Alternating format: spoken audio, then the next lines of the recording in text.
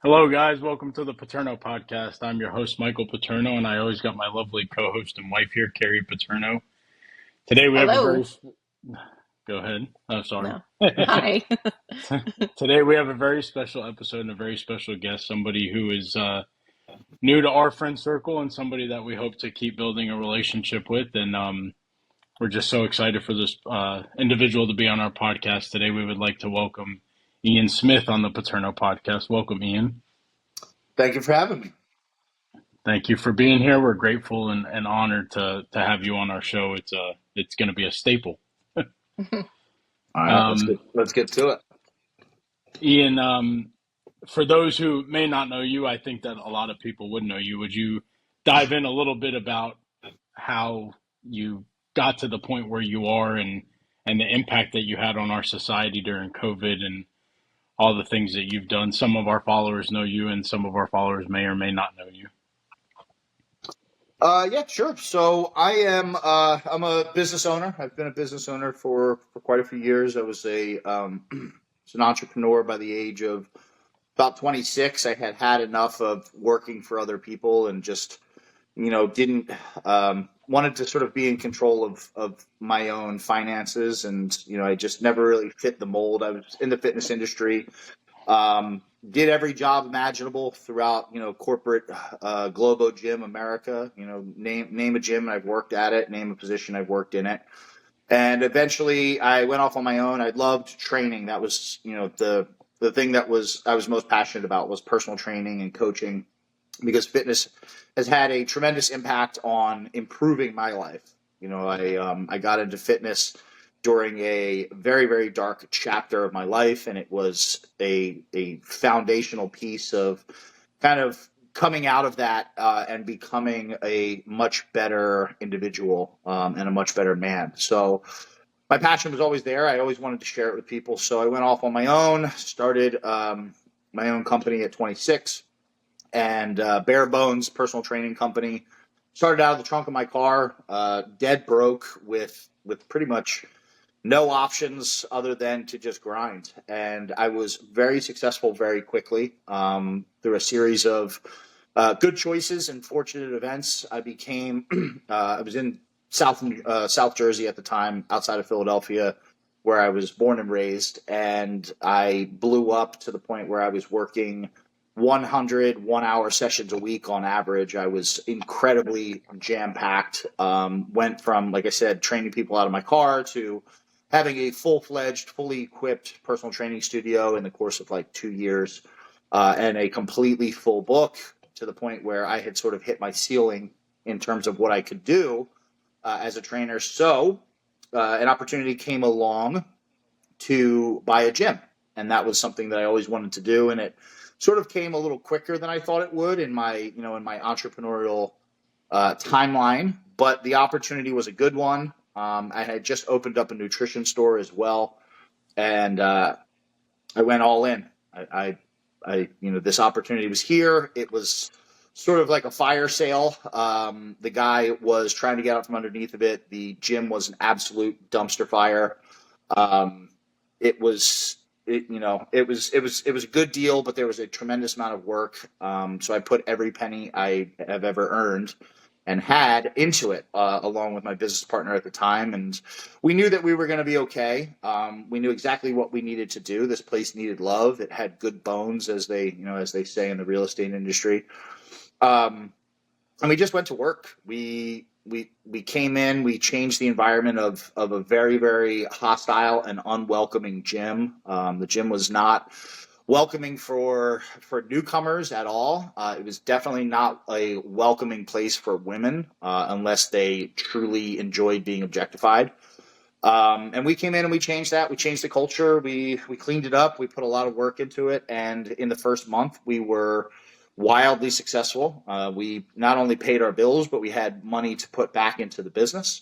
And we continued to do that over the course of 9 months, turned this failing gym around to pretty much triple the business it was doing in 9 months. We were riding on a high and enjoying sort of life in 2019, and 2020 came knocking, and then all of a sudden, Everybody kind of knows this part of the story, but you heard the whispers of this strange, respiratory virus, and there was wet markets and bat soup, and all this stuff that kind of seemed like one of those things in the news that like you mention and then you never hear it again. It's like an odd piece at the end of the news, and then all of a sudden they were talking about it more, and then they were talking about it more, and then there were cases in the U.S., and then all of a sudden, like, the panic set in, and we had the great toilet paper shortage of 2020, and then things really just kind of started to get weird from there. We heard whispers of lockdowns and martial law, and it was a very just weird time for everybody because I don't think nobody's ever experienced it before, obviously.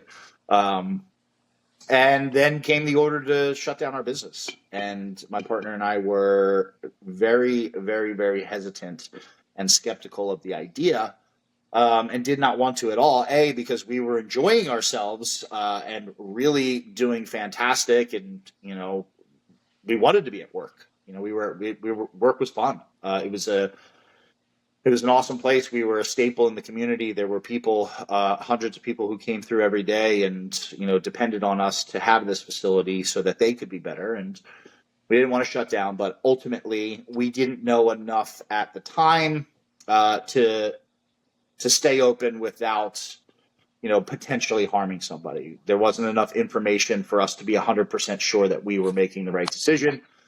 So we begrudgingly closed our doors. But we kept going to work. We were at work the next day. There was a ton that we could just do. We were building a new front desk, whatever. And the red flags just came in hot right away. On the first day, the facility I owned was a 14,000 square foot, 2-story facility. And after we had done some work during the day, I was in there by myself working out while my partner was, fiddling around somewhere. And the police came in and told us that if I didn't stop working out, that they were going to suspend our business license and fine us $50,000. Just me in the gym, just doing some lat pull downs, like not even sweating or breathing heavy, just like scrolling through my phone and, getting some reps in. And, we were just blown away by the absurdity. And, that was red flag number one. And then they just kept coming. We would drive to work, and I would drive down an 8-lane highway in New Jersey. And, on the way to work, I'd pass this big mall, and, there wasn't a parking spot available. And I could see the lines outside of the Walmarts, and I'd pull into my little strip mall where my gym was, and the dance studio and the daycare and the nail salon and the laundromat and all of these local small businesses, little restaurants, were all closed, and our parking lot was a ghost town. And that was just another thing that didn't sit right. And then ultimately on day 11 of the shutdown, Trump signed the notorious CARES Act, one of the most single destructive bills in American history, to the tune of $2.6 trillion, with a flex spending portion up to $6 trillion. A lot of people don't know that we actually spent a whole lot more, and that most of that money was not accounted for. But so we did some digging into that bill, and there was a lot of stuff in there that was like, hold on, man. It's day 11. You guys said 14 days. None of it made sense. We could talk about that for an hour.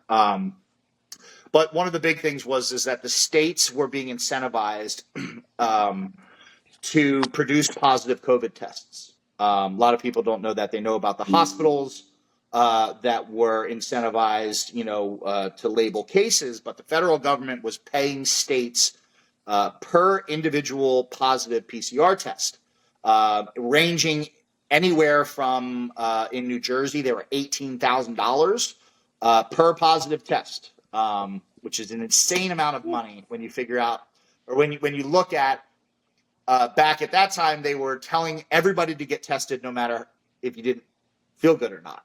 That was the first time in history they ever told you if you didn't have any symptoms that you could possibly be sick. And again, I'm not a scientist, but things just weren't adding up. Like, I don't take Advil when I don't have a headache. These things just didn't, there were so many things that didn't make sense. But we looked into what a PCR test was, and we found out that it wasn't a diagnostic tool. We found out that it was a research tool, and that pretty much anything will come back positive, because what it does is it takes a very, very small sample size and blows it up. So we said that doesn't make sense. And right then and there, we said, we don't understand what's going on fully, but we know we're being lied to, and we're not going to be a casualty in whatever this is.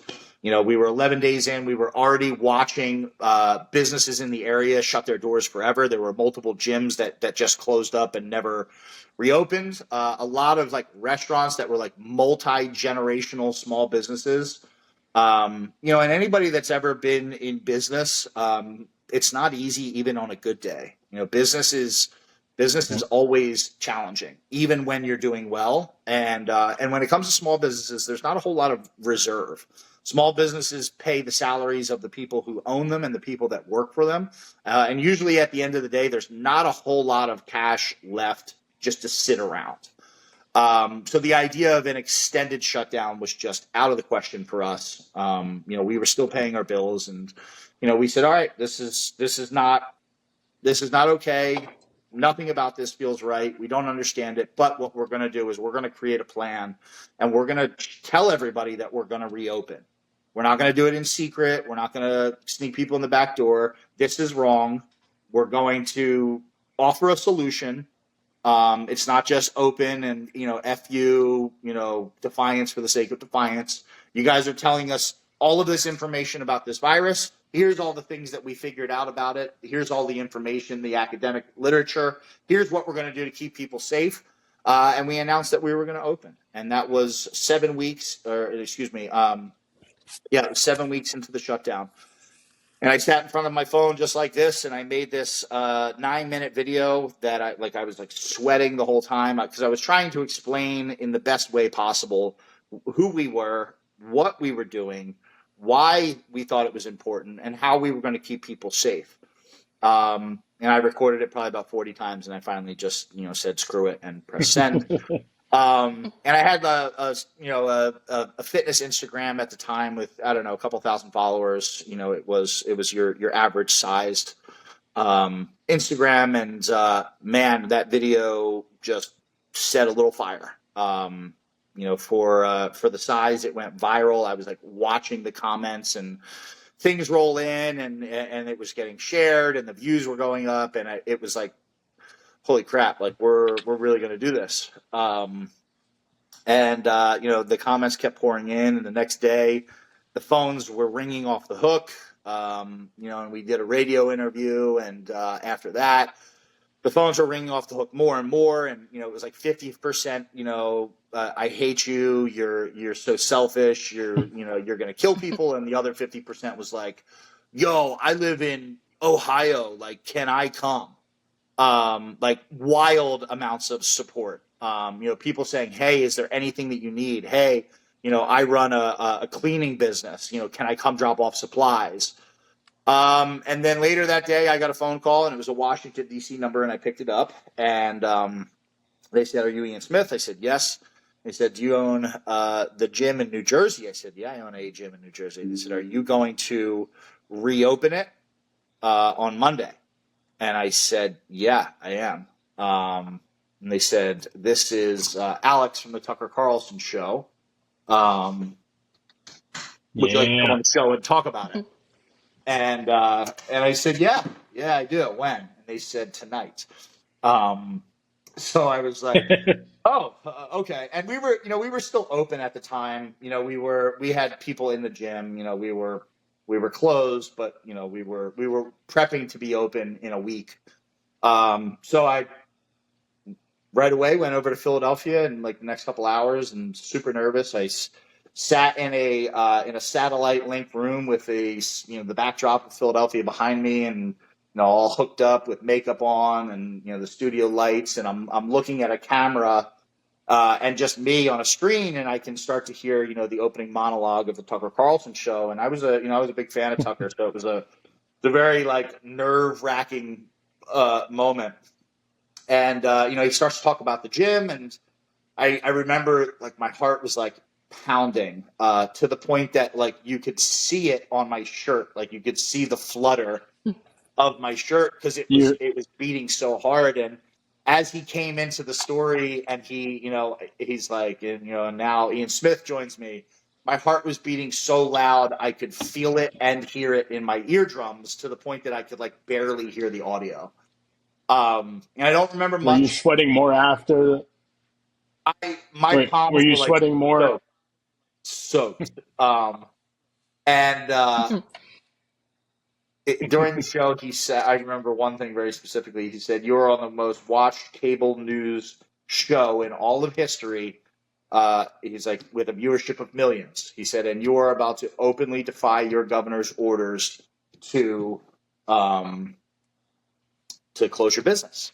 Are you prepared to do that?" And I said, "Yeah." And I said it without hesitation, and it was one of those very weird moments of uh, like when you're about to do something really crazy, but it's like this euphoric feeling as well because something about it just feels right. Um, so after that, my phone was like smoking. The notifications immediately as soon as the segment was over. It was ringing, it was buzzing, Instagram notifications, Facebook notifications, everything. It was just going crazy. And I opened, after the dust settled, I opened my Instagram and I went from like a couple thousand followers to like 40,000 in a couple minutes. And Whoa. I was just like, wow, uh, okay, this is, like we're really doing this now. And a week later, we opened Yeah. our doors. We opened our doors 2 months after the shutdown, after letting the local government know, writing a letter to the state, making those public announcements, asking the state to come and compromise. We put forth our plan. It was a public plan, and we said, hey, if you don't want us to open or you want to talk about it, we'll have you. We'll talk. And we knew they weren't, but we said that anyway, and we opened that next Monday, and that sort of kicks off the story of that most people know about who I am, and that opening of the gym turned into a 2.5 year. That's actually still ongoing, but 2.5 year battle with the entire state of New Jersey and Governor Phil Murphy, the health department, the sheriff's department, local PD, the local municipality, the court system, everything. All said, we were given over 80 municipal citations. We were fined in the millions of dollars with a $15,000 a day fine. We had our business license revoked. We were arrested. We were threatened with 4.5 years in prison. We ultimately got a year probation. We had personal assets seized. We had business assets seized, about $200,000 of business assets. I had personal assets seized. My Venmo, Cash App, PayPal, Zelle were all permanently disabled and emptied of any cash that was in them. They tried to take our personal possessions. They tried to come after us, pierce through the LLC and collect the fines by taking our houses and our cars and our property. I'm sure I'm missing a couple things. That's crazy.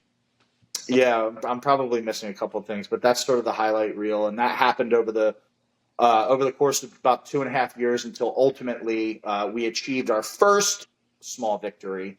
But after that first small victory, the state has very much backed off of their aggressive sort of tone, I guess, trying to punish us, trying to collect on the rest of the fines, trying to shut the gym down. They quietly sort of went away in court and have been playing defense for about 2 years now. We just had another pretty good victory, but there's a long way to go in terms of actual remedy. But we were right all along. We knew exactly. We didn't know. We knew we were being lied to, and that was enough for us to confidently move forward and figure out along the way. And we really dove into the material. It became much bigger than the gym. I wound up speaking, all over the country in sort of proxy fights, whether it be with kids being masked at schools, vaccine mandates, travel restrictions, lockdown stuff, other businesses opening, and we were able to withstand everything that the state had to throw at us. I mean, at one point in the state of New Jersey, there's 12 attorney generals. At one point, there were 9 of them assigned to our case. So 75% of the state's legal Ooh. power was fighting us. We spent, I mean, it's still a running tally, but we spent about $750,000 just in lawyer fees to fight it. I mean, every month was like a $30-something thousand legal bill, and all we really did was lose. It was just to hold the line, really. But yeah, that's the origin story, I guess, of Ian Smith. You're like the Braveheart of COVID in America. Yeah. Was it scary? Like, was your family like super worried about what could potentially happen to you? I mean, you said you got arrested. I mean, is Yeah, that scary stuff? yeah. I mean, it was all very scary. It was there was always the fear of the unknown. I mean, every step of the Hmm. way, after I made that announcement and we decided, we had already decided that we were going to reopen, but after I made the announcement, it's like coming up to that first day, um, we didn't know what's on the other side of that door when we open it. On Mhm. day one, like, are they just, who's going to be there? Are the cops just going to arrest us right away? Like, what's going to happen? Right. So, there was a lot of fear involved, and but there had to be a lot of faith, to sort of counteract that. Like, Yeah. we had to have faith in ourselves. We had to have faith in God. For me, was really important. I had to be able to turn over the things I couldn't manage, like the stress, like the Hmm. fear, like the uncertainty, and I had to know, like, I was able to go through it, really, because I knew that no matter what happened, that I'd be able to justify that choice in front of God, and that He would look at me and say, you did the right thing. You know what I mean? Like, sacrifice whatever came with it. So there was a lot of fear, but you just had to learn to sort of deal with it. Like, being brave doesn't mean, or being courageous doesn't mean that you're not afraid. And that's something, like, Right. I came to understand more, through this journey, is like, we always think of, like, brave and courage as, like, these fearless traits, or traits of fearless individuals, and it's not. It's facing fear, doing the right thing in the presence of fear and of uncertainty, and once you start doing that, you you realize you're tremendously stronger than you've ever given yourself credit for. Um, and I'm not somebody that's, like, had like, major confidence issues, as an adult either. I've always been pretty confident in myself, but um, when you face that fear, like, because there's so many different things, like, one of the biggest fears that people have today is the fear of judgment, right? Like, everybody's so afraid Yeah. for people to talk badly about them, and especially in the age of the internet, like, people are so terrified of, like, strangers on the internet having negative opinions about what they do, and you don't even have to talk in terms of, like, COVID. Like, people are afraid to start a business because they think they'll get laughed at, by the people they Right. went to high school with or something. And that Right. Hmm. second day, day 2 of reopening, I I opened up my Instagram to, like, just chaos, and I'm looking, and I'm like, what is this? Like, there was so much hatred, and people were bringing up something that I had been totally open about, my whole life, and it was a very bad decision that I made, when I was younger. I was involved in a motor vehicle accident when I was 20 years old, and as a result, the driver of the other vehicle lost his life. Another young man, he was 19 years old, and I did Mhm. 6 years in prison, or 5 years in prison, as a result of it. And it's something I was always open about. Everybody in my circle knew that it had happened. I spoke at schools about it. I wrote in my college newspaper about it. I've always been open, because it was a tragedy, and it was something that was my fault, that I did the time for. But now you had this wave of strangers who were like trying to beat me over the head with it, and discredit me online. And at first it was Right. like very overwhelming. You have all these people judging you, and, I'm a murderer, and I'm an alcoholic, and, saying all these like horrible things, and in most people's minds, that's like the end of the world. Mhm. Especially when there's thousands. I mean, when I say thousands, that's probably an understatement. Tens of thousands, if not hundreds of thousands of messages, phone calls, emails, letters written, just totally tearing me down. But when that Wow. happens, it's very scary and very overwhelming, and all that. But like after it's gone, you're kind of like, oh, I'm still here. I'm fine. Like, that doesn't mean anything at all.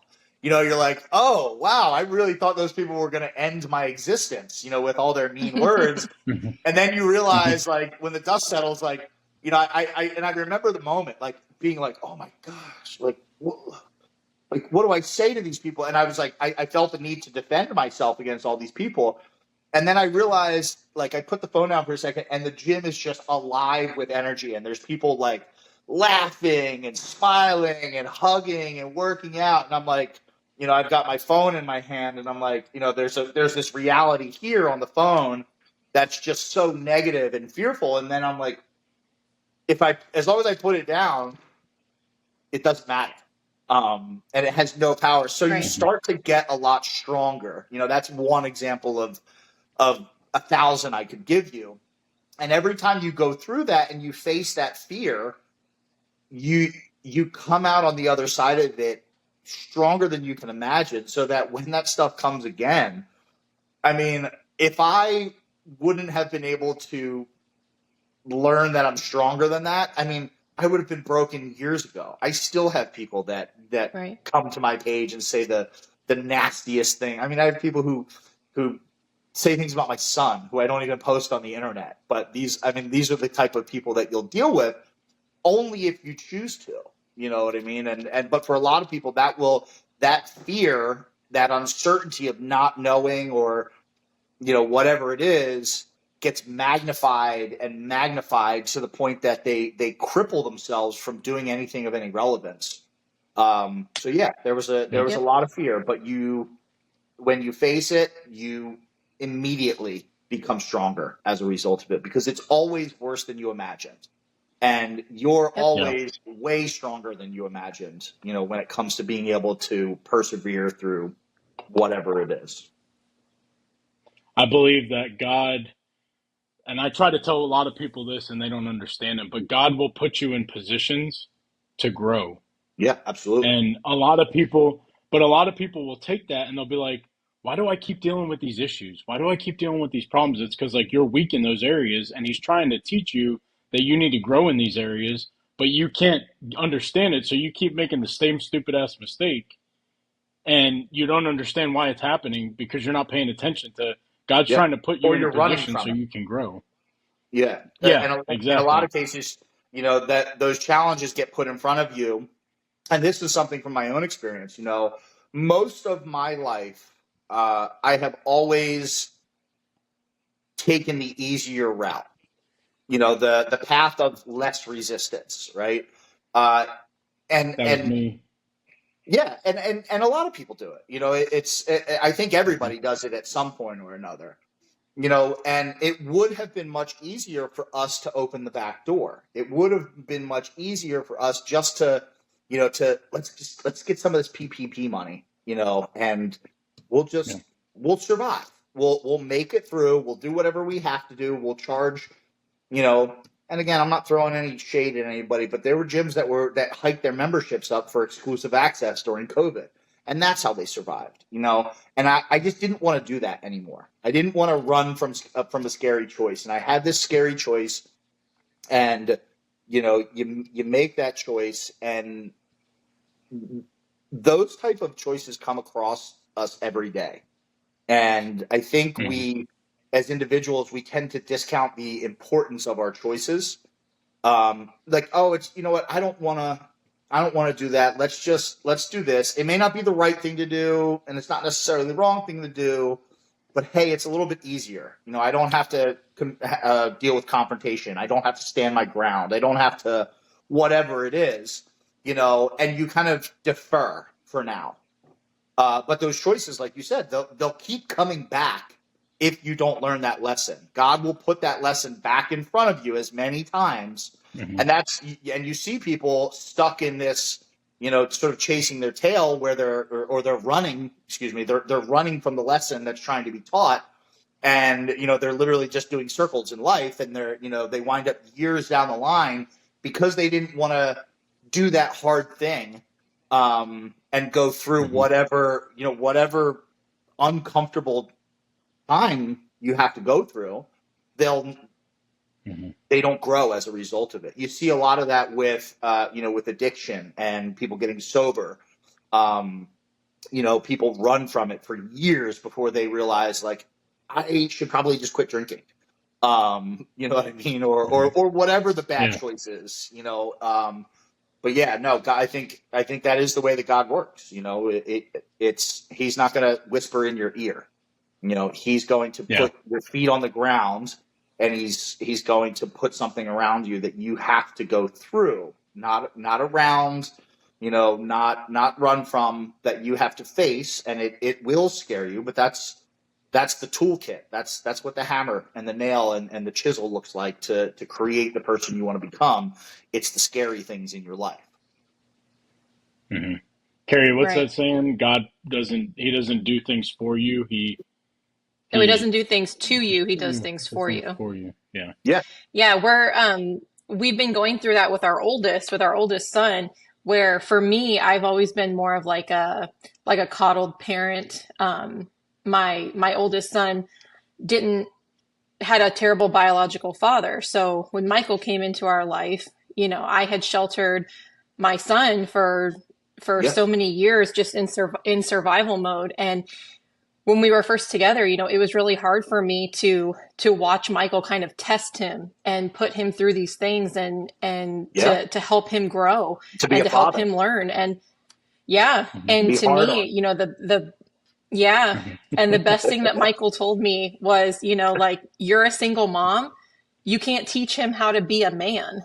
Never. Like, you're a great mom, and you're a great mom for him, but you can't teach him how to be a man because you're not a man. And so, no matter what still you do, with him, you could dedicate your entire life to teaching him how to be a man. You could write him a handbook. You could teach him every skill, every manly skill there is. But at the end of the day, that's not your role, and that's not what God designed you to do. God didn't design you to raise, to turn boys into men. God designed you for something very, very different. Right. And every day, I'll say, honey, don't be so hard on him. And he's like, no, boys are hard on each other. Like, he has to learn that. I'm preparing him. I'm helping him. And he's 100% right. He's got to go through those things to grow as a young man. So, but putting him in those uncomfortable situations too, because my initial instinct is I just always want to protect him. And, Michael's like, no, we're going to put him in situations because he's got to learn. And he's 100% right. So you got to be challenged. Yeah. If you're not challenged, then you're not growing. Men specifically need that. They need to not only be challenged, but they need to be challenged and held accountable by another man. I was raised by a single mom, and my mom, bless her heart, she did everything she possibly could to try to make me into a man. But she could only, at the end of the day, she was just raising a boy. She couldn't hold me accountable like a father figure could. Not even a father figure. And a lot of, I didn't have a father figure. And eventually, hopefully, men that don't, or guys that don't, find men who are there for them to provide that accountability and that challenge. But yeah, it's tough with children, especially when you're coming in with a mixed family and you have a step parent. That's a challenging role as a man to fill, is to step in and, because you not only have to teach the kid, but he has to let you let the reins go, or get you to let the reins go, and that's a challenge. But it's that's exactly how it works, and that's how it was designed to work. Did you get Yep. a lot of people? Carrie's seen this in person, even at church. She's seen me encounter this. Did you get a lot of people? Hey, man, uh, don't say anything. Don't put yourself out there. Just pray to God and give it all to God, and God will take care of it. And it's like, bro, have you not read the Old Testament? God was, be strong and courageous, and do it. Yeah, God was a savage in the Old Testament. It's like, yeah. I did you ever run into that? Yes, very, very, very much so. And that's like a big, like, ick for me. Hmm. Like, soft Christianity is something that is not Christianity at all. And that doesn't mean that you have to be like a warlord. But you know, they're men are supposed to be hard, and they're Hmm. supposed to be ferocious, and they're supposed to be dangerous, and they're supposed uh, to be prepared for conflict. And that has not been taught in terms of our religious principles in Americanized, modernized Christianity. God doesn't, Yep. God, what you said, God doesn't do things for you. He's not going to Hmm. make you stronger. He's not going to fix your life. He will give you everything that you need to do that, but he will not do that for you. God is not your errand boy. He's Hmm. not going to pat your butt and wipe your ass. That's Yep. it's just not that's not how it works. And Yep. when people would say that to me, it would be infuriating, because I think it's a Hmm. fundamental misunderstanding of who God is. God is a teacher. God is not. He doesn't do things for you. It's a technique that the church uses. I don't know if you saw my comment on your post today about Israel, but it's a technique that the church uses to keep men submissive. Yeah, absolutely. So, Hmm. so you keep having to. They want you to. They tell you to be strong and courageous, but they tell you not to question anything. Yep. So you Yeah. don't question the church because you don't want to know why the pastor. How is the pastor? Oh, you were a millionaire before you started the church, and now you're worth $100 million. But don't question me. Don't look over here. Look over there. Hmm. Yeah. It's you know it, And it's bastardized Christianity is what it is. mhm, And that's a shame, because it's a lot of people are under that spell. And it works Oh yep, yeah. perfectly. You hear it a lot online, in the political, echo chambers. You hear, like, oh, just have faith in God. Like, that's not enough. Like, that's that's not not gonna enough. do it. Like, Yeah. and that's no disrespect. Yes, have faith in God, but understand that it is a working relationship between you and God. It's not a You don't pray to God to fix things and they just get better. You pray to God to fix things, and God shows you the direction that you need to go to weather the storm, to get through it. That would be infuriating to me, to the point that I Hmm. would, like, my eye would probably twitch when people said stuff like that, because it was like, I want to, like, just unleash, but I don't have time to lecture you, about, and I'm not looking Yeah. to start a fight, but that's not that's not a Christian trait, submissiveness, when it comes It's to all man tyranny made. and to wrongdoing. Yeah, that's absolutely a manufactured trait. Yep. We uh we we had a situation a couple weeks ago, and I thought this was pretty funny. We became the godparents for my niece, and I've been Awesome. out of the Catholic Church for a long time, and I grew up a Catholic. And me and Carrie, we spent 3 years at a mega church in Texas, and about a year and a half of that, I was kind of brainwashed the second year and a half, I started figuring out. I said, "Man, this shit doesn't make any sense to me. These people are there's something going on behind the scenes here." So I started diving in a little bit deeper, and The light show so we finally go. phased off on you. Dude, Yes. a year and a half in, I clicked, and I was like, "Wait a second, this shit is all corrupt." And so so we go to the Catholic Church to do the baptism, and they tell me that we can't be godparents because we're not part of the Catholic Church. So I was like, show me in the Bible where it says I can't be a godparent because I'm not Catholic. Where does God doesn't say that. Baptism is not it, No. the person who's getting baptized needs to understand what they're getting baptized for, what they're accepting, what they're inheriting. So I was like, so on the baptism certificate they put Christian witness. Why couldn't you just why didn't you just leave it blank and put our names? Why do you got Yeah. to put Christian witness? Like it's all manufactured, man-made stuff. There's nothing in the Bible that says, oh, you have to be a certain religion in order to in order to be a godparent for a child. It's crazy. No, and that's the problem with with any institution. People need to we people can seem to like pick up that in like corporate America and like the music industry, and like people are Mm-hmm. waking up like, oh, Hollywood's corrupt and they've been lying to us, and it's kind of secretly programming us, and they'll be like, oh, well, the corporations, they're all corrupt too, and but when it comes to the church, they're like, just along for the ride. And we should question, Yeah. even if you have a good institutions and good leaders should welcome questions, and Hmm. opposition, right? That's the Yeah. idea of good ideas. Good ideas win on their merit, so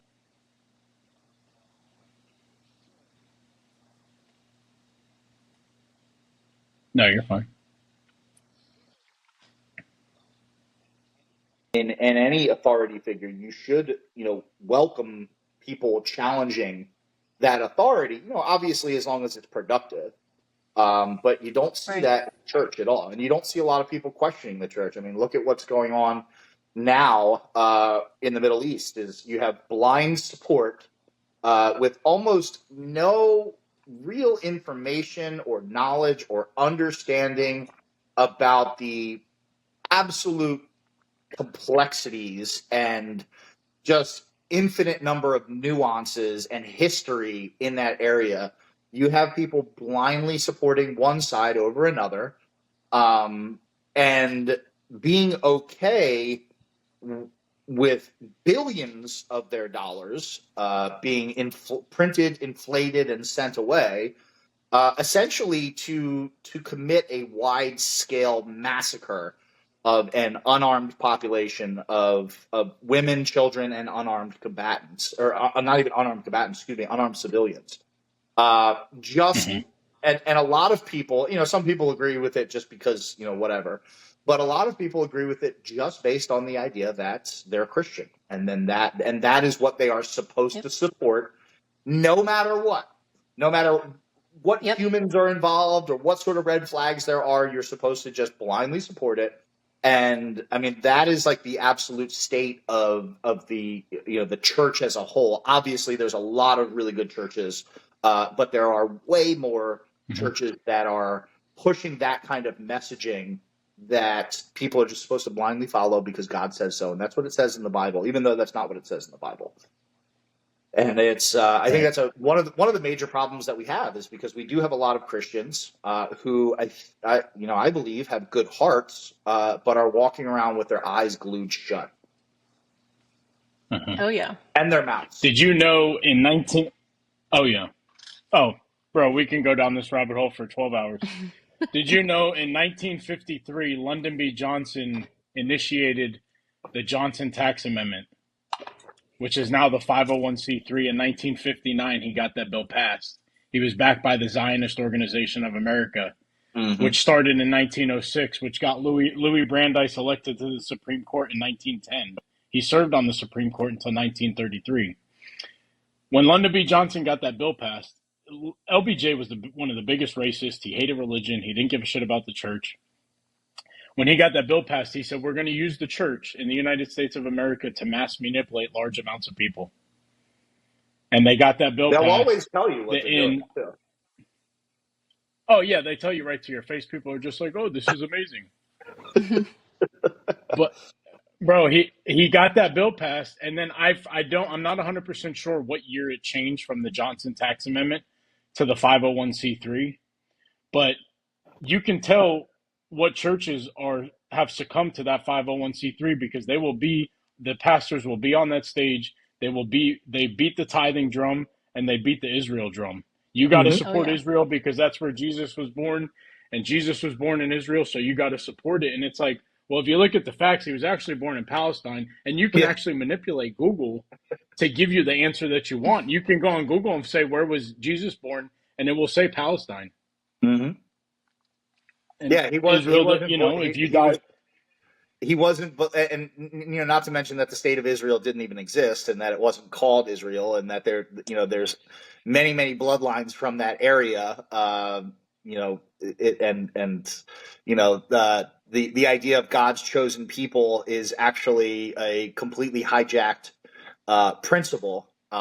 But yeah, and you're yeah. right. You posted that, I think, on the other day on one of my, as a reply to one of my tweets, where I saw you Hmm. post that, and I actually didn't know where the 501c came from with churches, but you sent me down that rabbit hole, and there's so many layers like that are woven through our society.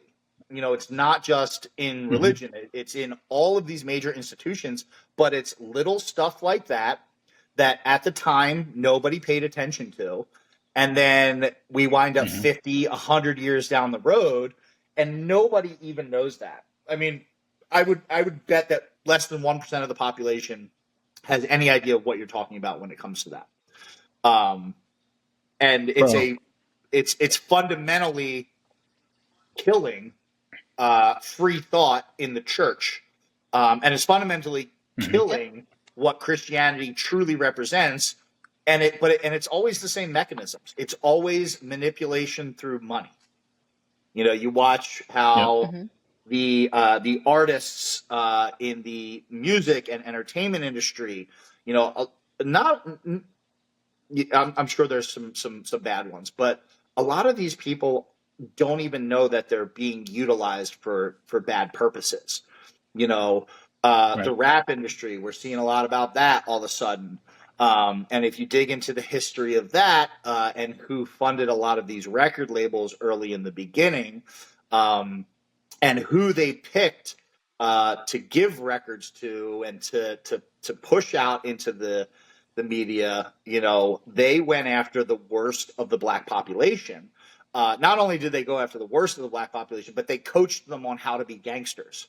And they coached them. You look at somebody like Tupac. I mean, Tupac was not Tupac. That was a persona. That you look Hmm. at some of his videos before he was Tupac the rapper, and he was a very, very effeminate young man. And he was an actor. That's what he wanted to be, and they gave him that role, and they created something that now has had just absolutely catastrophic effects on an entire population of people. So much so that rap music affects, more than black culture today. It affects American culture as a whole. But it's always the same. Hmm. It's always manipulation through money. Whether they'll push you into the limelight so that you can make a lot of money. And then when you get there, a lot of these people, again, in the entertainment industry and stuff like that, they get a taste of that wealth, and they don't ask a lot of questions because, hey, I'm rich. Who cares? And as we saw during COVID, I mean, all these people were given scripts. Hey, you know, time to get everybody on the vaccine boat. You know what I mean? And Oh I have yeah. friends. I have friends throughout those industries who said, that stuff came down from their agencies. Hey, you're going to put hashtag BLM in your profile. So Yeah. it's the church, it's entertainment, it's academia, it's the medical industry. People see it everywhere else, but still for some reason they're not seeing it in the church. I think that's like the last light bulb to hopefully go on, because it's the biggest one and certainly the brightest. I think if people realize the damage that's been done to the message of Christianity and really read their Bibles, I mean, because it's all in there. I mean, if you read the Bible yourself and don't just show up to church for the songs and what the pastor wants to talk about and dig into it, it's all in there. Especially if you get an older version of the Bible before it was, they got their hands on that too. You are the church. Yeah, it says it in the Bible. Me and you can go. We can go to the beach and get 1,000 people together and have church at the beach. You don't have to go to a building where they're trying to take the money out of your pocket, so you pay the bill, so you pay all their bills. The same thing I said earlier, how these pastors go from, I make, I had $1 million before I started the church. And then you find out a couple of years later, they're worth over $100 million. And it's like, that sounds just like a politician. You make $475,000 as exactly president, what it is. And now you're worth $85 million. It's the same thing. It's a well provided for puppet and figurehead, and again, some of these people, I don't know if they've ever asked the questions to where they know that they're part of it, or they're just blindly, hey, I'm going to be a pastor, and then, oh wow, look at this, I can make some money. Oh wow, I can make a lot of money, and mm-hmm. It's sad to see, but I think that you're seeing a lot of people start to shake the cobwebs off when it comes to that, because you can only tell a lie for so long. The truth always comes out. The truth is like light; it'll peek through the tiniest little hole, and it'll get through. And I think that lie has been going on for quite some time, and I think with just the mixture of people waking up because of COVID and all this other stuff, you're starting to have a lot of Christians who are going, whoa, wait a second. Like, we're going to the Middle East again. Didn't we do this? Didn't we do this in the 2000s? Didn't we do this in the 90s? Maybe we should reconsider this. Most Christians don't know that we're in a war of, and I think I commented on one of your posts about this, it's believers versus non-believers. We're going against evil satanic people who have planted seeds 100 years ago in the 1890s and have planted these seeds to run the same play over and over again for the last 120 years. So these seeds were planted years ago. People don't realize that they're not doing anything different today than they didn't do in 1910. It's just bigger, right? Mm-hmm. Zionist organization turned into AIPAC in 2006, right? The Zionist organization was, Theodore Herschel said, hey, we're going to need America to get on this train so we can take over, we can create this Jewish state for Israel in 1948. So in 1906, they knew what they were going to do in 1948. Mm-hmm. And then the Nakba happened in 1922 to 1933. And then Theodore Herschel said, hey, we got to get somebody elected in the United States government. So that was Louis Brandeis, 1910. And he served, and now they're, right, every single politician, whether a D or an R, you can go on AIPAC website, they're all funded by 95% endorsement success rate. They brag about it. 95% of anybody that they endorse wins. Yep. And but people don't know that started in 1910. Yeah, well, that's part of the problem is you try to show this to people, and there's an automatic like, oh no, like we can't do that, like no, that's like the one thing we don't question, right? Mm-hmm. And I think it's fundamentally the reason that they're not willing to question it is that they have no concept of the actual history. I was fortunate enough when I grew up, my stepfather, despite the flaws that he had, was a wildly smart man. And he really hammered history into our heads. He was big, very, very big on history. And it wasn't like, what'd you learn in school today? Like by the time we learned anything in school, my stepbrother and I were, like they were talking about World War I and the way that they glance over those subjects in school. I assume you guys are probably around the same age as me. I'm 38. back then, the way they glanced over, World War I, that's just like, oh, that was just the first one, like nothing to see here. There were no weird circumstances about how it started. There was just this little revolution going on in Russia, and then so anyway, there were some trenches, and Germany was the bad ones, and America saved the day. We always do. Good job for us. So anyway, the Right. Second World War, and Mhm. then it's like Hitler, Hitler, Hitler, Hitler, Hitler, Hitler, Hitler, Hitler, Hitler, and that's the whole story. And there's no understanding That's of all of the chess moves that were made in that 1900s, 1890s period where Europe was mhm. fundamentally changing, the power structures were fundamentally changing, and that the origins of communism, are not taught at all. It's just, oh yeah, the Right. communists, they just they killed a couple people, but it's okay. The wall came down. Don't have to worry about it anymore. There's just the leftists are the commies now, or the commies are the leftists now, and then that's the whole story. And then you Mhm. have people now that are just willing to sign off on anything that the right says. Oh, well, we're supporting Israel. We're this. We're that. And it's like, well, wait, how did we come to support Israel? How did Israel come into existence? All of these things, and these people have no understanding of any of the events that you just mentioned, or the 100 others that fundamentally shaped the world that we live in today, and the who's who of the power brokers, and why we're in this. Somebody said something on one of my posts. I was talking about the lack of funding for Americans, but there's funding for for Israel and for Ukraine, and Mhm. somebody was defending Israel, and somebody commented and they said it's weird how we didn't have any problems in the Middle East until 1948. Because that was the defense. The guy defending it was like, oh, well, we have to support Israel because if not, we're going to have more problems in the Middle East. And the guy's response was like, well, wait, we didn't have any problems before they existed. So how does that work? And then they have no Mhm. response to it because they're like, yeah, we did. It's like, okay, Yeah. name a problem we had there. Like, it wasn't our problem. It was The somebody else's problem. It was Russia's problem before us.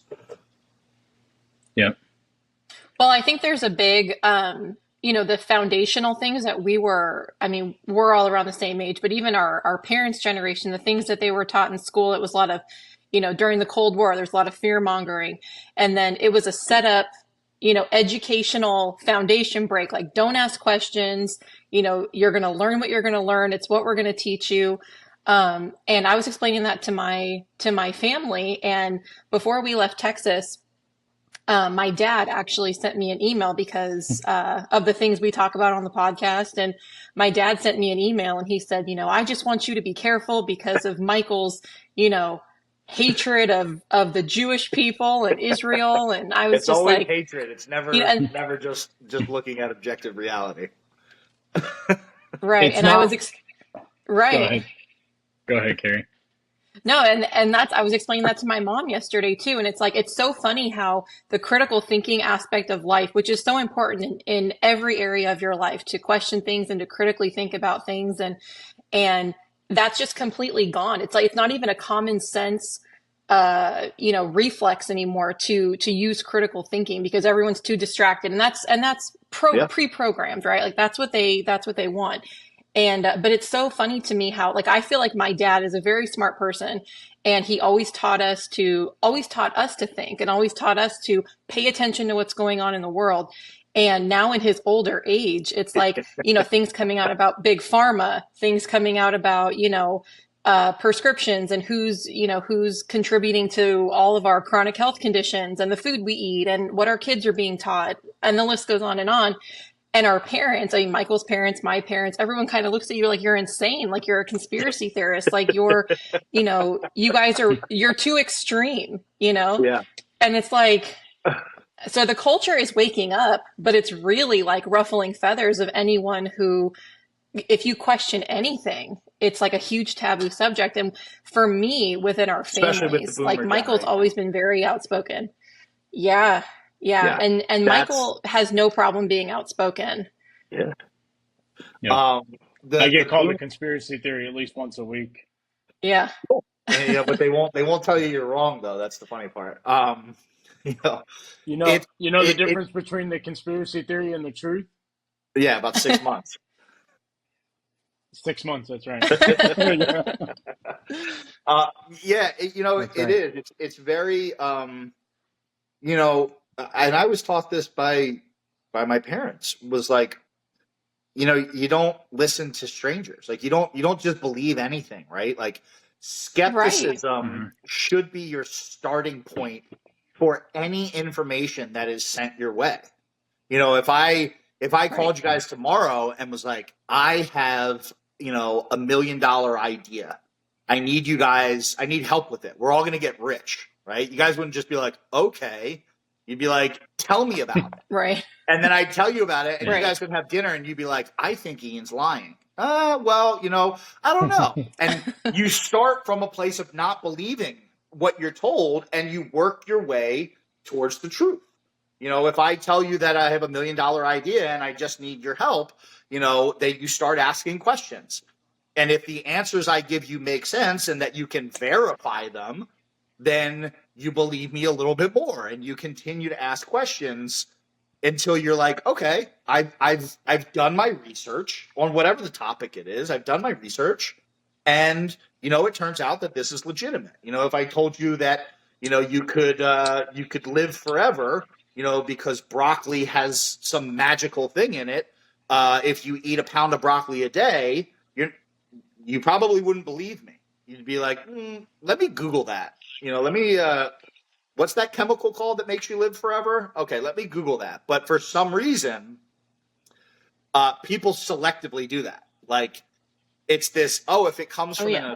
if it comes from an authority, then they flip it around and they believe it, and they have to be chiseled away to realize they've been lied to instead of and that's Hmm. that's a major concern. It's weird that um it's not weird. It's perfectly designed. The authority figures. We saw that during COVID. It was like, oh, would you read that on the internet? Yeah, I did. I read it on the internet in an academic journal. Where'd you hear it? Oh, you heard it on Fox News. Oh, okay. Like I guess you're right then. You know what I mean? I guess there's no further questions. But yeah, I mean that's Right. that's a fundamental trait that as a whole we lack.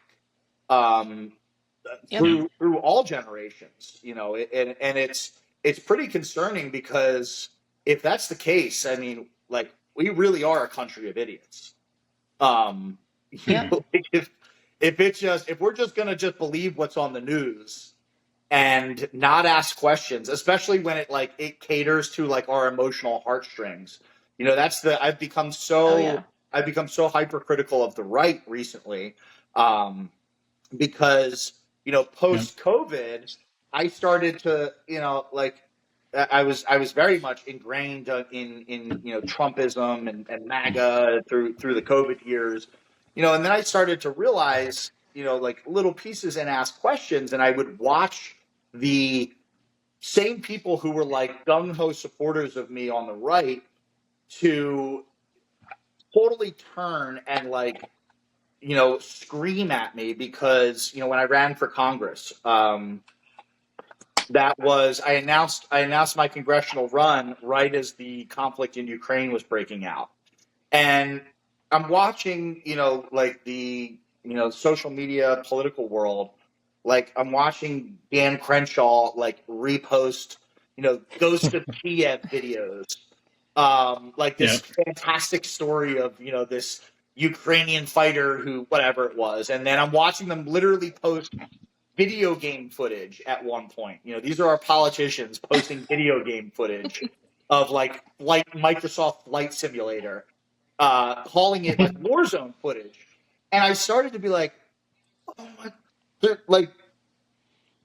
the same. Like we're the same as they are. The people that we've ragged on for 2 years about being sheep and believing masks. Now the right is hopping right onto this next thing, and it's the same mechanisms that are being utilized, to persuade you. It's the media, the sports teams come out, support Ukraine, blah blah blah, Oh and yeah. then the right Hmm. kind of they woke up to that. But now you have like the Israel thing, Hmm. and it's like, don't question it. How dare you? Like, what do you? And it, like the the the people that for so long talked about facts over feelings are now so emotional that they can't even have a proper discussion about it without calling you an anti-Semite, all these, silly things, because you're like, maybe we should just slow down, stop funding what objectively appears as a slaughter, and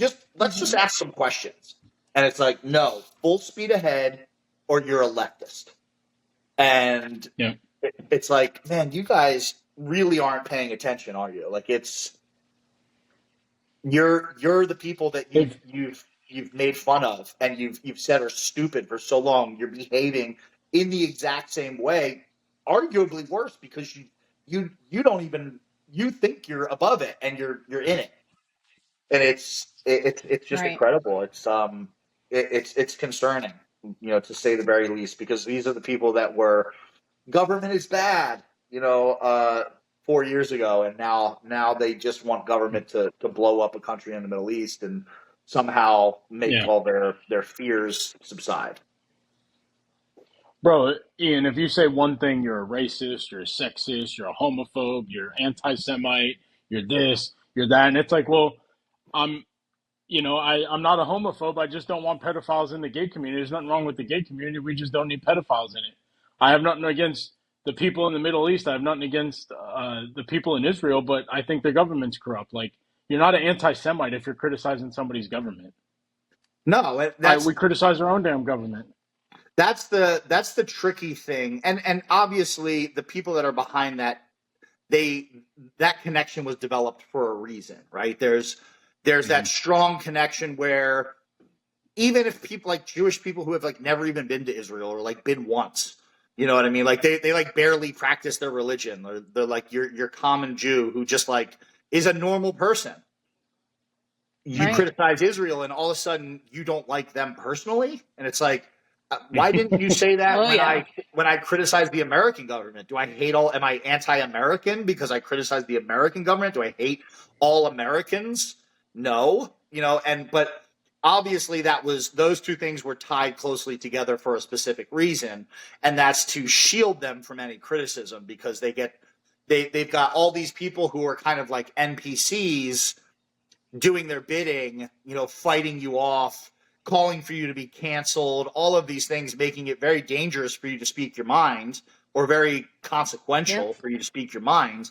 And it's like, man, I thought we didn't trust government around here. Like, that's what I learned Right. over the last, I already kind of knew that, but in 2020, it really solidified for me. It's like, I don't trust government at all. I don't care, what color or what, letter is next to their name. I'm going to start with the default position that I don't believe anything you're saying. And if you want to convince me, go ahead. But, it, it's just incredible the amount of lies that have been told that get sort of like memory hold. Like, again, talking about the Yep. Middle East, like, oh, we've got to go over there and stop, stop Iran now. And it's like, oh, yeah, we had to do that with Iraq, too. And then we went over there and realized that nothing was there. We had to do it in Afghanistan, Yeah. Right. too, because we just had to, because there were terrorists there. Oh, wow. Well, look, yeah, sure, we killed a lot of terrorists, but how many did we spawn by killing people's fathers? In a Right. culture that we have no part of, that does not mesh with our own. I don't think that Muslim culture meshes with Western culture. There's no reason for us to be fucking around over there. But it's like Yeah. blindly just, okay, well, the politicians say it, and they're my politicians. They're not the bad ones on the left. They're the good ones on the right. They're on my team. You know what I mean? The $100 million bank account. And they're Nancy Pelosi. I don't like Nancy Pelosi, but I like I like Mike Johnson. Yeah, he's one of us. Like, no, he's not. Like, he doesn't. He's going to send your kids to die, Right. dude, just like the other people will. One wanted to master Yeah. your kids, the other the other one to go send them to die in the Middle East. It's like, I don't know how that the connection just doesn't get made, and it's incredible. It's Well, Yeah. I don't know if you've ever researched this, but I think it's very interesting. The United Bible Societies, it's the largest distributor of the Bible, was formed in 1946, right outside of London. And who controlled London in the 1940s? it's so Who like who who controlled it's London in again the just 1940s? The Rothschilds. yeah, and it's just another piece. Like, if you hear something like that, you should go research it immediately. And if it checks out, Yep. that should raise a lot of questions for you. Why are these people in control? Wait, so they're in control of most of the Bibles. Okay. Next question. Who are they? Oh, they're Right. the Well, Rothschilds, my a banking family that's been, sort of quietly behind the scenes through most of the world's conflict and culture. And, but, they're just in the Bible business too. No questions. Okay. Like, Well, my reason for saying that is because you don't think in 1946 they knew, hey, in 1948 we need to. I've always been a big believer that some of the Bible has been manipulated to fit their narrative it very to much get has. you to Very, think very, very, very much to has. get Yeah. to Pretty get you much to any think modern about Bible that you mo buy from a major distributor is heavily manipulated. manipulated, Yeah. I mean, there's entire and they books don't. that have been pulled out through the years. Yeah, And you can find that stuff, and you can find earlier versions of the Bible with different. Not only has stuff been sort of pulled out, but a lot of the translation has been sort of watered down. Words are very important. And thus translation of words is even more important. Like, you look at some of the translations, and I like to do that with a lot of the verses that really resonate with me. Is if I read it, or I see it somewhere, I want to go and I want to see the other translations of it as well, because you go through, and a lot of times the one you're reading is like really softened up quite a bit. The messaging is really watered down, and it's just a couple of words difference. Like, it doesn't seem that different, right? It seems kind of like, oh, it's just it's a translation, so it's not going to be perfect. But no, those words were meant very specifically. yeah. You don't write something, you don't write a holy text and just kind of like freestyle it.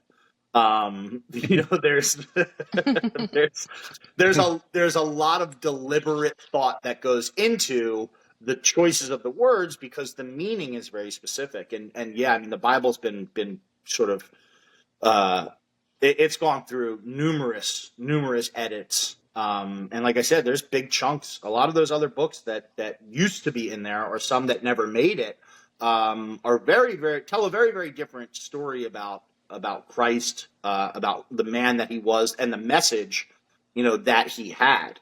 And that's it for anybody who wants to open their mind and wants to get a little bit of a clearer picture of who we really are. That history is super, super important. And going back to that idea of history, I mean, it's I'm watching this documentary right now. It's called Our Subverted History. It's on YouTube. It's a great, like 10-part documentary. About the history of the Indo-European people, throughout the years, going all the way back 3000 BC and beyond, all the way to Mm-hmm. present day. And one of the things he says is that the whitewashing of history has reached a point that we can no longer ignore it, because we're sort of approaching a point that so much has been lost and so much is now hard to obtain. Like a lot of these old texts, stuff like that, they're not even in print anymore. They've been washed off the internet, and it's like a couple $100 for some of these books. And he stresses the importance of people learning their history and learning their true history, not going into the textbooks, but going into the actual historical works throughout the ages, and really, learning history outside of the way that we're taught, which is like chronological events that are like cherry picked. You know what I mean? Like, oh, these are, this is World War II. Okay, the war started on this date. America entered on this date. Germany surrendered on this date. It's this like very cold and impersonal, interpretation. And, if we really want to understand history, we have to not only understand what happened in terms of like the events, but who the people were that were involved and why they were doing what they were doing, how they got there. And I mean, if people spent a little bit more time doing that, their worldview would change dramatically, in a very, very positive way. It gives, without understanding who you are or where you came from, it's very hard to understand how to navigate the present, and to chart the future. Ian, Right. remember when we were in high school and you would go to the back of your textbooks and you would see the little Rockefeller Corporation logo on the back of in the table of contents? Yeah. Funny. That guy's involved in a lot of weird businesses. Rockefeller, what would be All involved the in? And that's some of the funny stuff. Like that stuff makes me like giggle because it's like it couldn't be more obvious that these people are up to no good. Like Rockefeller is involved in the textbook industry, and he's also heavily involved in big pharma. And they were heavily involved in the suppression of like hydrogen engines and the gas industry, the oil and gas industry. And he was involved in the pasteurization of milk and like all of these, like, like that was, I'm sorry, that was the Rothschilds. The Rothschilds were involved in getting raw milk off the market. And again, you're going into Yep. like this other weird, but when you start looking at like, why are these rich people involved in all of these, selective and seemingly unconnected areas? And then you look at what they've done, you look at how they've totally destroyed the educational system. I mean, I can't imagine I can't wrap my head around the level of intelligence that a lot of these kids are coming out of, these Gen Z, whatever we're in. The like Don't even. the just absolute lack of understanding about the world around them is like frightening. And Oh, but yeah. they're reading Rockefeller textbooks, and it's like, oh well, that makes a lot of sense. The same guy that's trying Yeah. to sell you the vaccine is making sure that you get the quality education you deserve. It's like, Bro, Ian, don't even get me started on Nikola Tesla. We would have had electric cars back in 1915. oh yeah. And again, But just understanding it history, didn't right? fit. Like It didn't fit their narrative understanding, at that time. Oil and gas did. yeah, understanding what you hear him in any history class, and it's like, oh yeah, there were these two guys, and one was Albert Einstein, and the other was Nikola Tesla, and Albert Einstein's ideas were just better, and it's like, oh no, Nikola Tesla died under like weird circumstances. He died completely broke, had all sorts of funding removed, had all these weird things happen to him in his research. And oh, yeah, the feds came after he died and they confiscated all of his works. But, E equals MC squared, right? It's like, and, Don't and question it. yeah, don't Don't question it. question it. Albert Yeah. Einstein, he was the smartest man that ever lived. And then you find out, like, you read and you find out, like, this guy was actually just a thief at the end of the day, that E equals Hmm. MC squared was something that was found out years before him, and that he stole and plagiarized most of his work, and that he was actually looked at in the scientific community at that time as like a buffoon. Um, Hmm. but Albert Einstein, he's our science guy. Not Nikola Tesla. Tesla coils. They were these weird things that they like shocked people or something, and you're like, oh, okay. And then nobody asks any questions, but you look into, again, just some basic history, and you're like, man, this guy was pretty smart. I wonder why they never developed any of his technologies that were all proven to work. And you know, oh no, he was And just now some we guy. have and now we have electric car makers, Nikola, the truck maker, and then Tesla. Yeah, yeah. Seven, Which is 90 a years later, it's like, total bastardization of his name. I mean, it's like, and it's funny because they didn't want that type of technology back then because they they couldn't control it because it was free energy. So they pushed oil and gas, mhm. they pushed oil and gas, they pushed oil and gas, and now you watch the same people who have pushed oil and gas are pushing green energy because now they've got the ability. Now there's a grid. Now it's not free energy. It's energy in their grid. So now you can have an electric car. In fact, we're going to force you to have an electric car because we don't like gas anymore because we can't control you when you have a gas engine. We need to be able to shut your car off if you're a bad boy. Um, and Mhm. it's when you start to see it, it's funny because you can no longer just unsee things. It's like the what's the movie They Live, Oh yeah. you know, um, Yeah. or like in the scene of The Matrix where he's looking at I forget the actual wording, but he's looking at the Matrix on the screen and he's telling you what he sees and it's all numbers and stuff, and it's but once you put enough of the puzzle pieces together, it becomes very clear, what is going on and who is actually at the the root of a lot of the problems that we face, because that's really what it comes down to. All of the turmoil you see, all of the political theatrics, all of that keeps people so wrapped up and so just like discombobulated that it makes sense. You're like, oh, okay, like that's the goal here. The goal is just to keep people completely confused and just so far off the mark that you've got the right blaming the left and the left blaming the right, and meanwhile, the people above are just absolutely laughing. It's got to be a funny show from their seats. Watching people Well, fight and over George Floyd and watching people fight over drag queens and masks and all this because all these things are realistically they're all low hanging fruit. That was one of the things that mhm. bothered me so much about fighting the masks is we had to fight and we had to get into arguments with people over it, but it was such an inconsequential win. Because it's like, Grandma killer.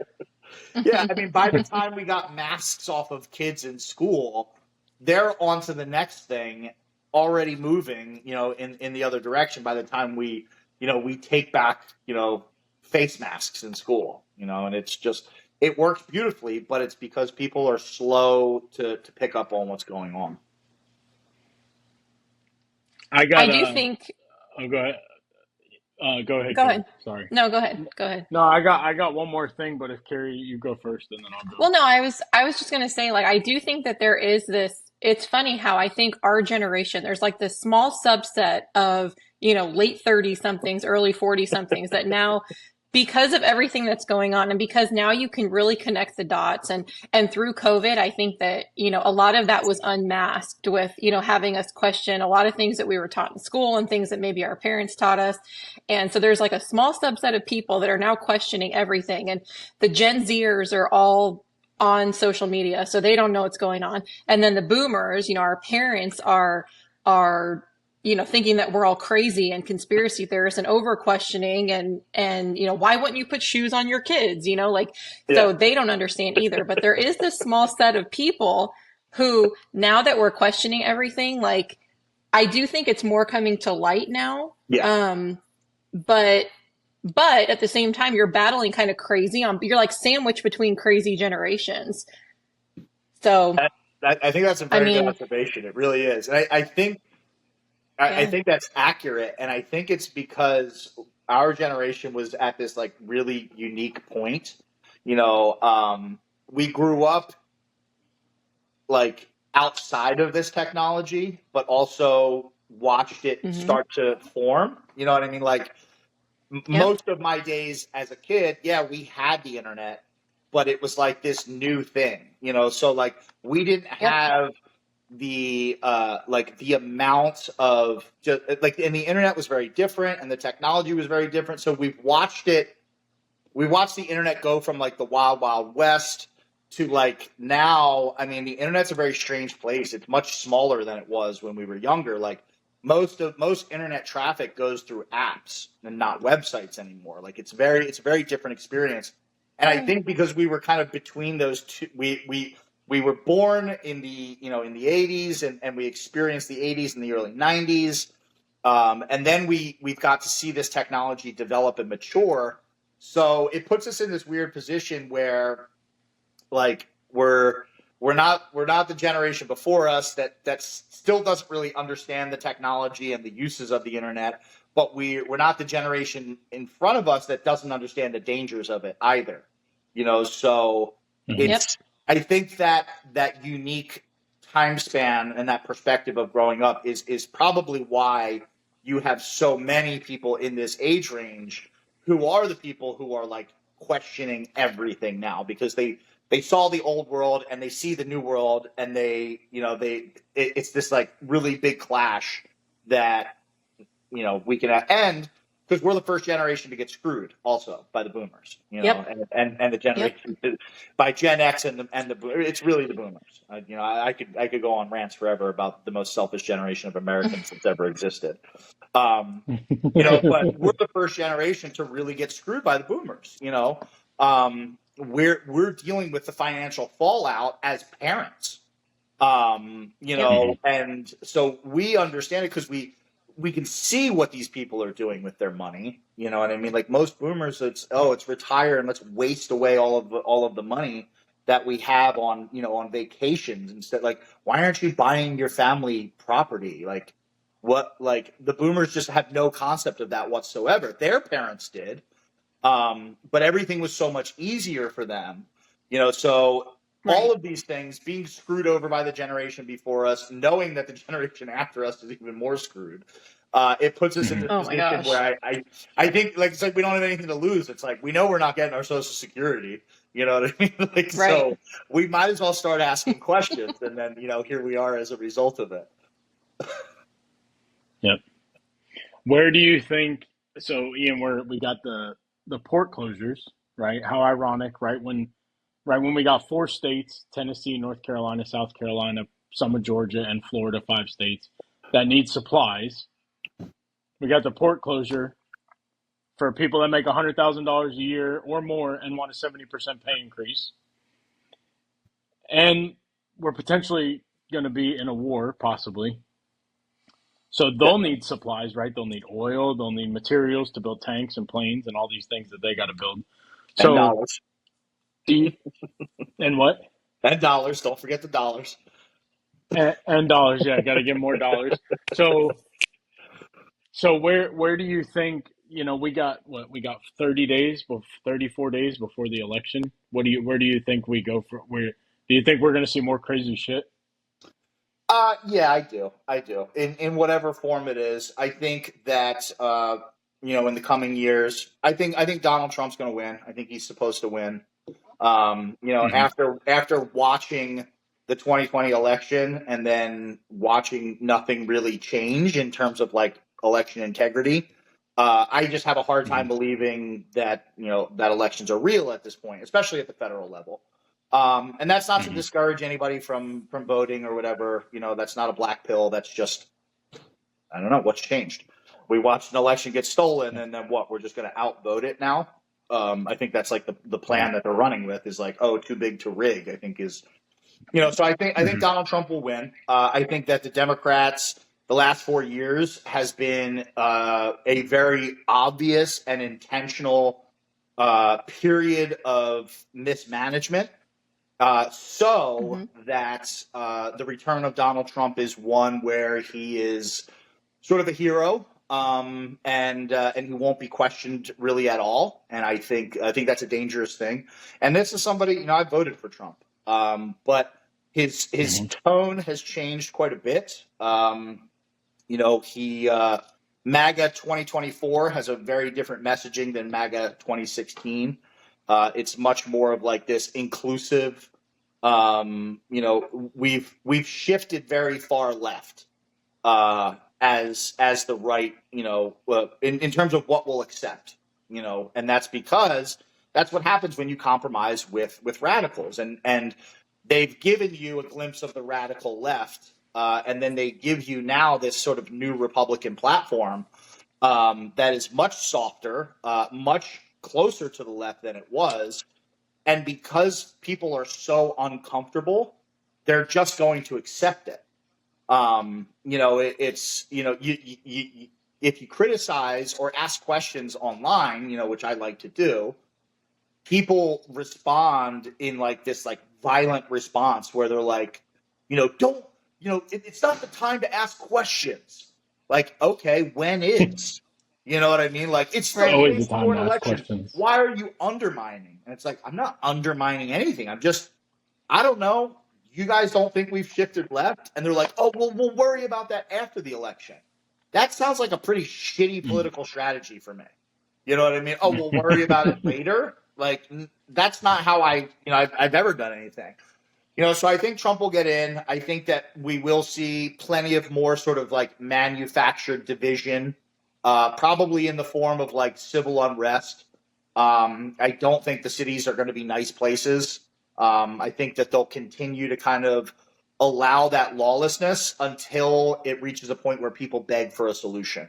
And that solution will be probably something along the lines of digital ID, you know, stuff like that. So I think that we're in for more chaos. I don't think that the people who are behind the curtain are just going to be like, oh, Donald Trump won. Guess we're going to pack it up and, you know, walk away from our 150-year plan. You know, obviously, the show is going to go on, but I do think that we will see crazy times, and that's not necessarily like something to be afraid of. I think it's something for Yeah. people to consider and to not be one of these people who's caught with their pants down when there is a shortage. You know, there's a certain amount of responsibility that people have as individuals that I think way too many of us neglect. You know, it's everybody wants to vote and like fix the country, and it's like, man, start with your household.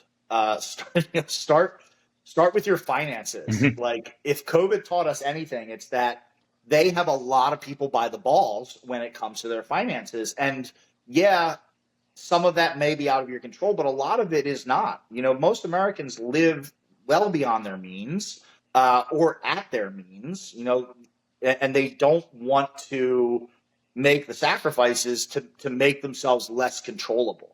You know, in that documentary I mentioned, you know, he talks about one of the traits of the Indo-European people in history, like dating back again to, you know, before Christ, is that, you know, they were so strong and resilient because they were not attached. They weren't a materialistic, you know, they weren't a poor culture, but they were in a culture that valued like exorbitant wealth and materialism. And for that reason, they were very hard when invading armies came in and stuff like that to fight or to beat, because they would just pick up and leave. You know, if it wasn't a winnable fight, you know, these people would get on horseback and wagon and they'd move everything, and they would find another time to fight, and they would be totally comfortable in uncomfortable positions. And if you really want to be free, that is a fundamental characteristic that you need to not only understand, but embody and live, and make sure that not only you live it, but your significant other and your spouse and your children understand that too, because that's that at the end of the day, that's, you know, we talked about it. It's all everybody's controlled by money. And going back to what I said with the election just now, you know, you have people like, just shut up and vote for Trump. I can barely afford my groceries. Like, I get it. And it's true. Groceries are expensive. But, like, what are you doing other than voting for Trump to navigate that situation? And there is going to come a time where people need to come to terms with that. You know, I say it all the time. And you know, again, people get mad online. I say, nobody's coming to save you. And that's not a Yeah. pessimistic standpoint.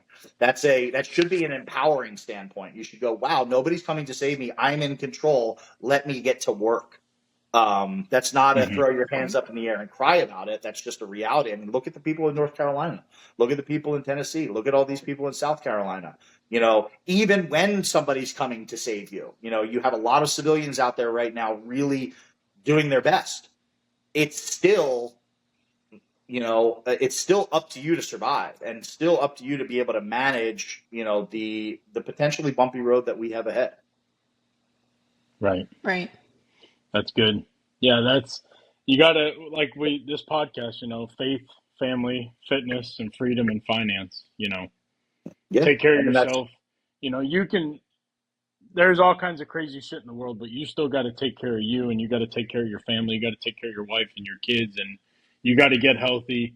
You don't want to become a product of this hamster wheel that they want you to be on with their shitty foods, their shitty medication, being 500 pounds and all that crap, yeah, yeah. and I getting mean, indoctrinated by their material. all of it. It's one thing to be aware of it, but too many people still are aware of it and still victim of it. Like what's happening. So, even if it's not your problem, it's your problem. Like you've got to figure Hmm. out how Right. to navigate those things, and learning all of the, many of the things we talked about, and a lot more helps you make those choices to navigate. But again, it comes back to that idea, Carrie, you said in the beginning, where you're afraid, yeah, it is scary, but that doesn't mean that you just don't do anything. You've got to Right. dig in, and all of the things you listed: faith, family, fitness, finance, all of those things. Those are the cornerstones to freedom. You've got to Hmm. be healthy. If you if you can't, if you're physically incapable, you are living in a victim state. If you're Hmm. overweight, and you're dependent upon medication and this and that, and you can't do simple physical tasks, or if you just don't have the energy, I mean, like that's the point of where we're at. It's like people don't even have the energy to like educate themselves because they're just so lethargic now, because Americans and the modern person is so unhealthy. Same thing with finance. Oh man, my job, it's like, oh, I got this mortgage, I got 2 car payments, I got this, I got that. Well, why do you have all those things? Like nobody forced you to Hmm. go out and get $1,000 car payment. Like, you can't blame that on the system. Like you did that. You know what I mean? Like just because you wanted a new car, so all of those things, and faith as well. Like it's your responsibility to connect with God. It's Hmm. and you can't put that in the hands of your pastor. No matter how great of a Yep. man he is, and no matter how good his intentions are, you can't put your faith and your connection with God and your spirituality in the hands of somebody else. That's your responsibility to dig into your Bible every night. That's your responsibility to make sure your family sits down together and does that. And if you do all of those things, and if you strengthen yourself in all of those areas, you'll turn around just a month, from when you started doing that, and you'll be like, man, I'm a lot strong. Again, going back to that idea, like I'm a lot stronger than I realized. Like, wow, I don't need that $1,000 a month car payment. I can just go buy a used car in cash and not have a car payment. Hmm. Myself for years, until recently, I lived in a 750 square foot house.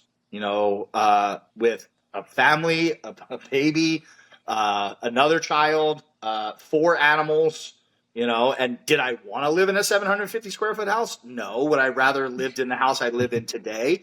Sure. But I stayed there for 8 years, so that for 8 years I was able to be much more financially free to do things with my money, and to be able now to afford a little bit of a nicer place, and in a nicer area, in a place where my family does feel at home, here in North Florida. And that's, I think that's the biggest takeaway, is all of this, everything that we talked about. Yes, all of this is happening, but what are you going to do about it? That's right. Yep. I agree. Terry, you got anything else? No. Uh, I don't think so. It was a great conversation. Absolutely. Ian, thank you so much. This is a true blessing, and we really appreciate this, and we look forward to continuously keep connecting with you. And now that we're in the same state, we can hang out and do stuff. Yeah, you guys are like And Tampa's only about 2.5, depending on the traffic on 44 or whatever that road is that goes across. Usually at 40, it's usually a I-4. nightmare, but it's anywhere from 2.5 to 3 hours. I'm in Tampa a lot, so when I am, I'll let you know. Yeah. No, let's how can I'm gonna post like about your book and stuff in the website and put it in the show notes, but how can our listeners connect with you?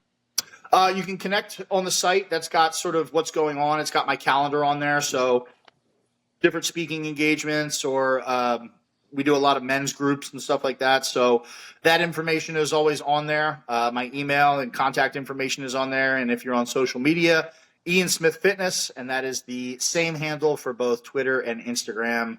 You'll probably have to type the whole thing out because I've been shadow banned since 2020 at this point. So make sure you type it all the way out. I do still exist, but you'll have to go searching for me. I want to connect with you too on that men's group stuff because I think that's important, especially in Florida. There's not a lot of stuff like that going on in Florida. Oh, we got a great. It hasn't started yet, but we have a great thing. We'll talk about it afterwards. Just a group of guys who are just going to get together on a regular basis. It's not like a retreat. It's like a club. It's an apolitical organization. We're not getting together to talk politics at all. Actually, it's strictly forbidden. And then we're just going to get together and we're going to get together and get stronger as men in all of the areas, in faith, in finance, talking about business, talking about life, talking about love and relationships and doing some fun men stuff, land navigation, all sorts of fun stuff. But it'll be launching soon. So I'll let you know about that. And that'll be available for Florida residents only. It's gotta be local guys. Yeah. I'm here for it. And I'll do whatever I can to help you with that. All right, brother. Well, sounds good, guys. Thank you very much for having me on tonight. Ian, thank you so much. You have a blessed day, brother. Appreciate you. You too. Thank you. All right, guys.